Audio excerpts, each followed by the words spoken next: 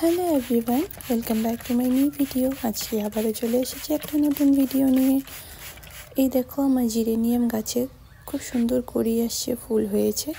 এটাকে হেলদি রাখার জন্য আমি এভাবে যে শুকনো পাতাগুলো থাকে সেগুলো আমি ফেলে দিই, এর মধ্যে কোনো শুকনো পাতা রাখি না। আর এইভাবে মাঝে মাঝে জল দিয়ে স্প্রে করে দিই, তাহলে এর যে ধুলোবালি থাকে সেগুলো চলে যায়। সেই কারণে আমার গাছগুলো আরও বেশি হেলদি থাকে। এখানে দেখো পার্পল হারটা কত হেলদি হয়ে আছে। এটা কিছুদিন আগেই লাগিয়েছিলাম, এটার বয়সও বেশি হয়নি, কিন্তু দেখো খুব সুন্দর হেলদি হয়েছে। আর এই যে পিটুনিয়াগুলো ধীরে ধীরে ফুটছে, অনেকগুলি ফুটছে এখন, খুব ভালো লাগছে। আমি একটাই পিটুনিয়া লাগিয়েছি এবার। পিটুনিয়ার অনেক ধরনের কালার হয়, সব কালারই ভালো লাগে দেখতে। এখানে ছোট্ট একটা চন্দ্রমল্লিকা ফুটে আছে। এখানে কাটা মুকুটে সবসময় ফুল কি সুন্দরভাবে হয়েই থাকে। ক্লাঞ্চোর আমার খুব সুন্দর ফুল হবে আর কিছুদিন পরে, সবগুলিতেই খুব সুন্দর কড়ি আসছে।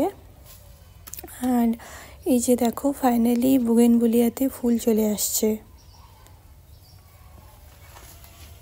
আর কিছুদিন পরে হয়তো ভরে যাবে। এখানে ক্লাঞ্চো বুগেনভিলিয়ার সাথে এখানে ক্লাঞ্চো আর একটা প্লান্ট ছিল, এখানেও ফুল হয়ে আসছে অনেকটাই।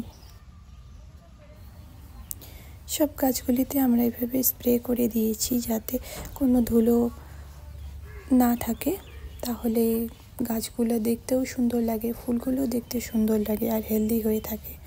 আর দেখো, আমার গোলাপে আরও কত সুন্দর গোলাপ হয়ে আছে।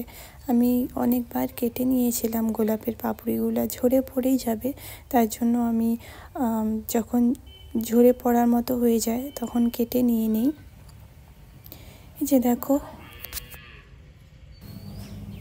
খুব সুন্দর লাগছে। গোলাপের পাপড়িগুলো থেকে এত সুন্দর স্মেল বেরোচ্ছে যে আমার এখান থেকে সরতে ইচ্ছা করছিল না, এত সুন্দর হয়েছে ফুলগুলো। যারা যারা গার্ডেনিং করে তারা বুঝতে পারবে যে এইভাবে ফুল ফুটলে তাদের মনে কতটা শান্তি পায়। নিজের হাতে লাগানো গাছগুলিতে এত সুন্দর ফুল ফুটে থাকলে কতটাই যে ভালো লাগে বলে বোঝাতে পারবো না। আর এই যে দেখুন, এখানে যে আমার হাজব্যান্ড অ্যালোভেরার গাছগুলি লাগিয়েছিল সেটা এখন কতটা বড় আর গ্রো করছে। আসলে এখানে অনেকটা মাটি সার দেওয়া আছে, তো তার জন্য এখানে ওরা মনের মতো বেড়ে উঠতে পারছে।